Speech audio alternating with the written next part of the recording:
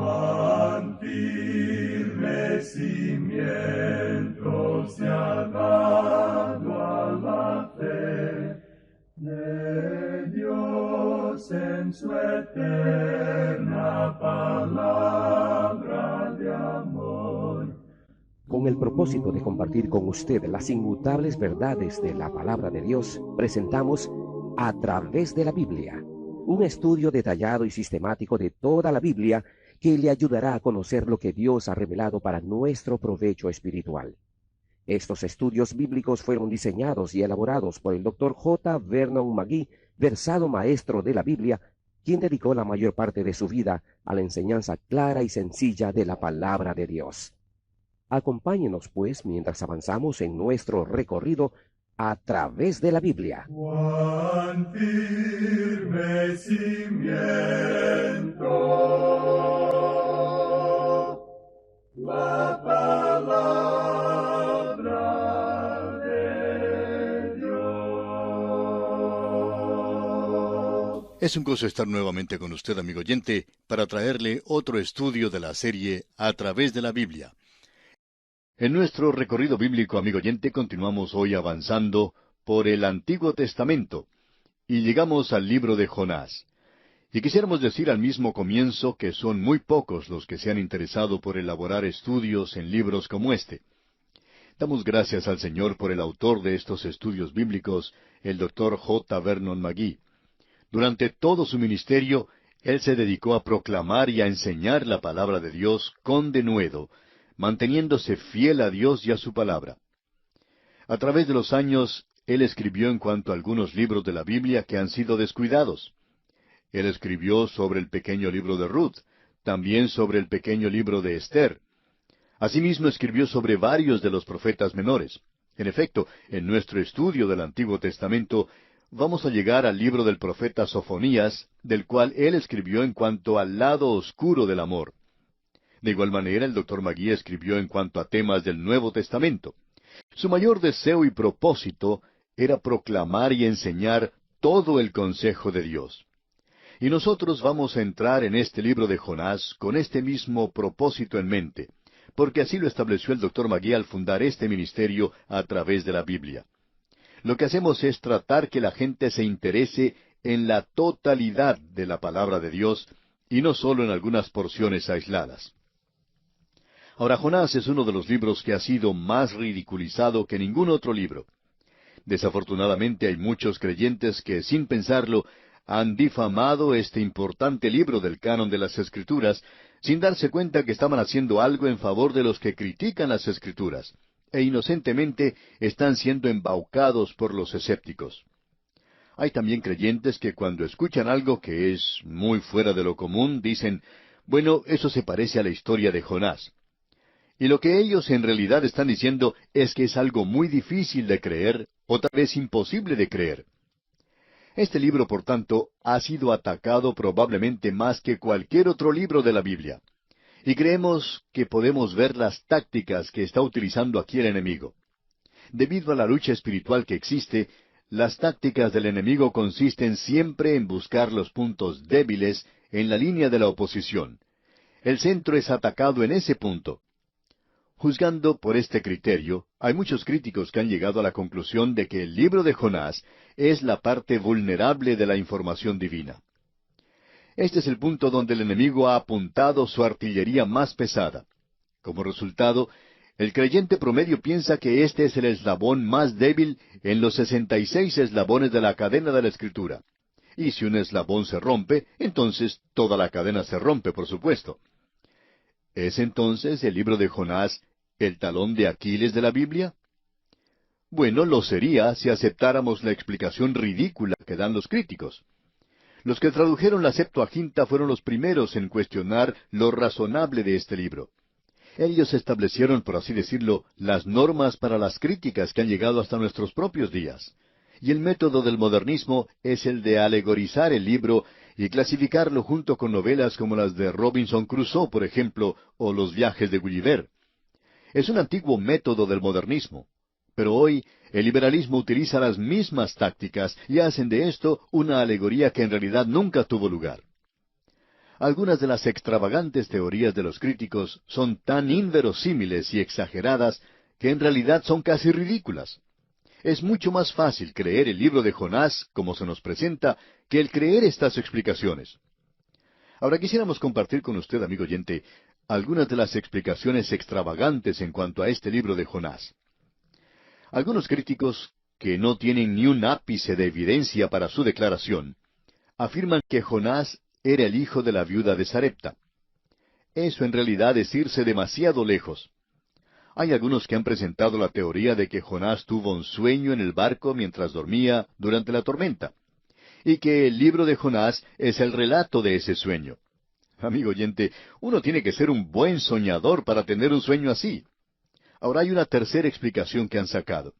Algunos relacionan el libro de Jonás con el mito fenicio de Hércules y el monstruo marino. Pero nuevamente debemos decir que no hay ninguna similitud. Ellos continúan tratando de encontrar alguna explicación. Y aún hay una cuarta teoría. Este grupo dice que Jonás fue rescatado del mar. Esta gente dice que Jonás sí era una persona real, y que él sí estuvo a bordo de un barco que se dirigía a Tarsis, y que se levantó una gran tormenta en el mar, pero que fue rescatado después de la tormenta y del naufragio del barco en el cual viajaba. El barco que rescató a Jonás tenía la figura de un pez como mascarón de proa, y que eso le da apoyo al relato del libro de Jonás. Bueno, esto también es tratar de buscar algo demasiado lejos. Imagínese a Jonás siendo rescatado después de la tormenta. Podemos entender muy bien que podría haber estado inconsciente y luego, cuando comenzaba a volver en sí, habría visto ese mascarón de proa de ese barco, que tenía la forma de un gran monstruo marino o de un gran pez, y podemos entender cómo se sentiría él pensando que tal vez se encontraba en un pez en esa ocasión. Pero después que pasó el tiempo y él se recuperó, digamos, en el segundo día, él habría llegado a la conclusión de que estaba en un barco y no dentro de un pez. Así es que esto nos parece algo realmente ridículo. Ahora hay otros que aún van más lejos que esto. Ellos se imaginan que lo que en realidad ocurrió es que en el mar había un gran pez muerto que estaba flotando y que Jonás se refugió dentro de ese pez durante la tormenta. Así es que esta gente tiene a un pez muerto y a un Jonás vivo. Nosotros vamos a cambiar el orden y decir que lo que en realidad tenemos aquí es a un pez vivo y a un Jonás muerto. Ahora, el liberalismo en el presente, en su gran mayoría, toma la posición de que esto no es nada más que una alegoría, quizá una fábula como las de Esopo o Samaniego. Los que producen estas especulaciones declaran que el libro de Jonás es irracional, y ellos presentan estas teorías para dar credibilidad a su historia. Sería muy interesante, por cierto, el poder obtener la reacción de Jonás a estas explicaciones tan razonables que ellos presentan. Nosotros debemos descartar todas estas especulaciones como carentes de una base sólida, sin ningún vestigio de verdad desde un punto de vista histórico y que sólo existen en la imaginación de los críticos. Amigo oyente, Jonás era una persona real. La información ha sido comprobada y el mensaje de este libro es algo vital para la era atómica en la cual vivimos. Se puede establecer que Jonás fue un personaje histórico y no alguien sacado de la mitología. Esto puede ser comprobado por una muy buena autoridad, de que todo lo que se relata aquí es exacto y verídico. Se puede demostrar que el mensaje del libro es altamente significativo para esta época tan crucial en la que vivimos. En primer lugar, veamos si Jonás fue un personaje histórico. Vamos a leer en un libro histórico, en el segundo libro de Reyes, y allí se menciona en el capítulo 14 algo en cuanto a Jeroboam II. Para que esta historia tenga sentido, veamos lo que dice el capítulo 14 del segundo libro de los Reyes, versículo 23. Dice, el año 15 de Amasías, hijo de Joás, rey de Judá, comenzó a reinar Jeroboam, hijo de Joás, sobre Israel en Samaria, y reinó 41 años. Ahora, hasta donde nosotros sabemos, nadie ha puesto en duda que Jeroboam II fue un rey en el reino norteño de Israel y que él reinó por 41 años. Este es un registro histórico.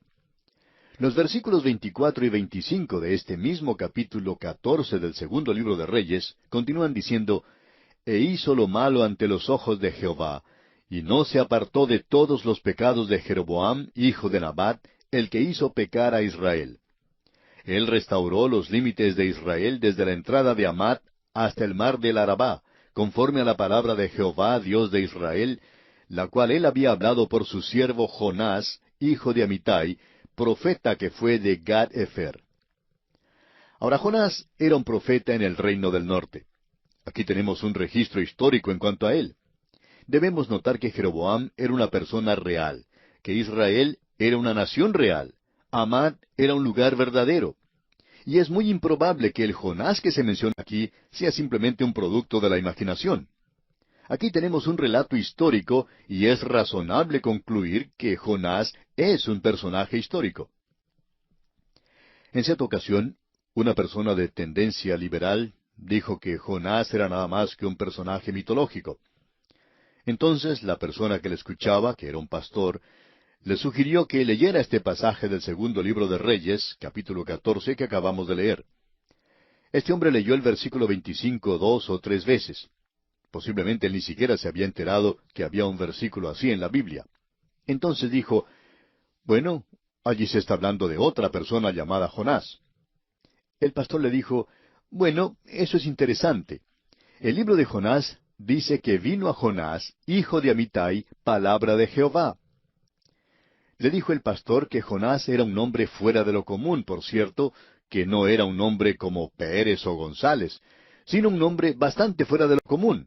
Y sería extraño que hubiera dos profetas con el mismo nombre, pero por supuesto que eso no sería algo imposible. Pero el pastor señaló que aquí decía que este Jonás era hijo de Amitai y que se menciona en el libro de Reyes, así como también en el libro de Jonás. Y sería algo sorprendente en realidad que hubiera una persona llamada Amitai y que llamara a dos de sus hijos por el mismo nombre de Jonás. Uno no sabría de cuál Jonás él está hablando.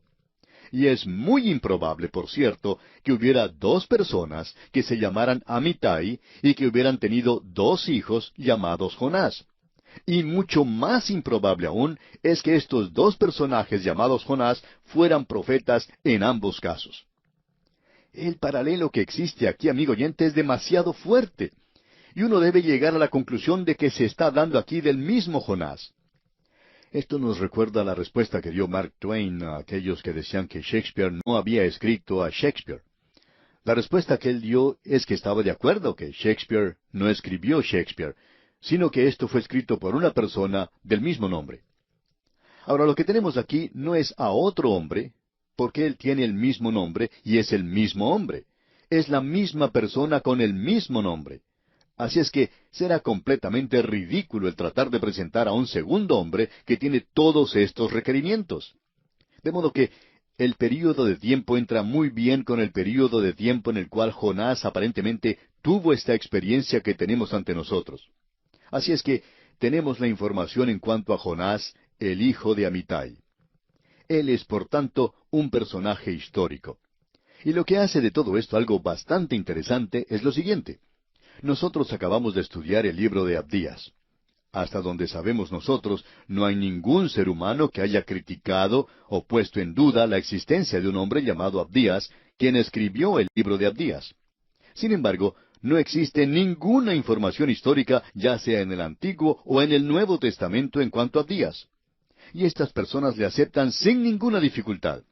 Pero en el momento en que entramos al libro de Jonás, esta gente ya quiere rechazarle. ¿Por qué? Porque ellos quieren librarse de un milagro que se cita aquí y tratan de ir a cualquier extremo para poder sacarse ese milagro de encima. Y nosotros tenemos un informe histórico en el Antiguo Testamento del libro de Jonás. ¿Y qué podemos decir en cuanto al Nuevo Testamento? Quisiéramos que usted, amigo oyente, observe la autoridad más grande que haya existido. La autoridad más grande, según nuestra opinión, no es ningún otro, sino el mismo Señor Jesucristo. Él ha autenticado y le da autenticidad al carácter, al personaje histórico de Jonás y a la experiencia con el pez. Vamos a leer en primer lugar lo que nos dice allá el Evangelio según San Lucas, capítulo 11, versículo 30. Escuche usted. Porque así como Jonás fue señal a los ninivitas, también lo será el Hijo del Hombre a esta generación. Ahora, eso fue lo que dijo el Señor Jesucristo. Veamos ahora lo que dice el Evangelio según San Mateo, capítulo 12, versículos 39 al 41. Leamos. Él respondió y les dijo, La generación mala y adúltera demanda señal, pero señal no le será dada, sino la señal del profeta Jonás. Porque como estuvo Jonás en el vientre del gran pez 3 días y 3 noches, así estará el Hijo del Hombre en el corazón de la tierra 3 días y 3 noches. Los hombres de Nínive se levantarán en el juicio con esta generación y la condenarán, porque ellos se arrepintieron a la predicación de Jonás, y he aquí más que Jonás en este lugar. En el momento en que usted, amigo oyente, pone en duda la información histórica en cuanto al libro de Jonás, entonces usted pone en duda la credibilidad, la verosimilitud del mismo Señor Jesucristo. Es muy extraño oír decir a muchas personas, y hemos escuchado a muchos liberales que dicen, el Señor Jesucristo fue el mejor maestro que haya existido. Pues bien, una de las señales de un gran maestro es que lo que él enseña debe ser cierto y es la verdad. Si él miente o engaña en cuanto a ciertas cosas, entonces no es un gran maestro. Y luego, esta misma gente se vuelve y dice que ponen en duda el informe histórico del libro de Jonás. Sin embargo, Jesucristo es un gran maestro. Amigo oyente, si Jesucristo es un gran maestro, entonces la autenticidad del libro de Jonás tiene que mantenerse firme. Pero si usted quiere decir que él no era un gran maestro, entonces usted quiere rechazar su enseñanza. Y podemos entonces comprender por qué quiere rechazar el libro de Jonás. Pero no podemos ver cómo usted puede aceptar al Señor Jesucristo y luego rechazar la información que menciona el libro de Jonás, porque Él es quien hizo de esto un asunto de la historia. Él le dio autoridad a esto, y creemos que lo hizo muy a propósito. Permítanos, amigo oyente, mencionar lo que dijo Sir Winston Churchill, ese gran estadista inglés, en cuanto a Jonás. Él estaba hablando del tema de la inspiración de las Escrituras. Y escuche lo que él dijo. Nosotros rechazamos con desprecio todos aquellos mitos de que Moisés fue sencillamente una figura legendaria en quien el sacerdocio y la gente dependían para sus ordenanzas sociales, morales y religiosas. Creemos que la observación científica, que la concepción más al día y racional, encontrará su más completa satisfacción tomando la historia bíblica literalmente e identificando a uno de los seres humanos más grandes con el salto hacia adelante más destacado de la historia humana. Permanecemos indiferentes por los volúmenes del profesor Gradgrind y el Dr. Dryasdust. Podemos estar seguros que esas cosas han sucedido tal cual están escritas según la Santa Palabra. Hasta aquí el testimonio de Winston Churchill. Amigo oyente, nos agrada muchísimo esto. Y cada vez que escuchamos mencionar a Winston Churchill, recordamos este gran testimonio que él ha dado en favor de la palabra de Dios. Ahora quisiéramos presentar otro asunto en la introducción. Y no vamos a entrar a la historia el día de hoy porque deseamos establecer una base, un fundamento sólido para este libro de Jonás. Usted tiene que haber notado que dijimos que Jonás era un profeta. Y él fue un profeta. Pero en este libro de Jonás no encontramos ninguna profecía. Aquí no se menciona nada en cuanto a la profecía. Lo que tenemos aquí es una narración y nos presenta una experiencia. Es sencillamente el informe de una experiencia que tuvo Jonás. Pero debemos señalar que se encuentra aquí entre los profetas menores. Ahora, ¿cuál es la explicación para esto? Bueno, la explicación es la siguiente, que Jonás, según creemos nosotros, es representante del pueblo que Dios va a preservar durante el período de la gran tribulación. Esta gente, los 144,000 sellados del libro del Apocalipsis, van a ser testigos ante el mundo. Encontramos que ellos serán preservados, serán guardados durante este período. Así es que vemos la misma cosa aquí en este libro, y la historia que tenemos en el libro de Jonás es algo realmente hermoso. Charles Reed, un autor y crítico literario, dijo, Jonás es la historia más hermosa que se haya escrito en tan breve espacio. Y nosotros vamos a tener que esperar hasta la próxima oportunidad, Dios mediante, para finalizar nuestra introducción. Mientras tanto, le sugerimos lea el primer capítulo de este libro del profeta Jonás, para estar así más familiarizado con su contenido y obtener de esta manera el mayor provecho posible.